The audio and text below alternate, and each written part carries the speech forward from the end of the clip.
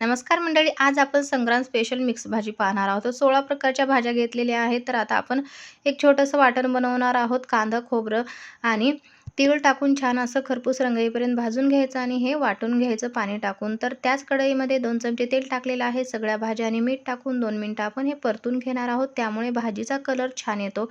तर सेम कढईमध्ये आपण भाजी करायला घेणार आहोत. तर 2 चमचे तेल, मोहरी, जिरं आणि आपण आत्ताच तयार केलेलं वाटण टाकायचं. हळद, लाल तिखट, कांदा लसूण मसाला, गरम मसाला, धने जिरेची पावडर टाकून मसाले छान तेलामध्ये परतून घ्यायचे. मसाला चांगला परतला गेला की त्यामध्ये आपण जे भाज्या परतून घेतलेल्या होत्या तेलावर ते टाकून घ्यायचं. 2 मिनिटं छान असं मिक्स करायचं आणि आपल्याला पाणी टाकून घ्यायचं आहे. थोडीशी घट्टसर भाजी एक 7 ते 8 मिनिटात शिजून आपली तयार आहे. तर अशा पद्धतीचं वरून थोडंसं किचन किंग मसाला, कोथिंबीर टाकून भोगीची मिक्स भाजी गावरान पद्धतीने तयार आहे. जाता जाता चॅनलला नक्की सबस्क्राईब करा. व्हिडिओ पाहिल्याबद्दल धन्यवाद.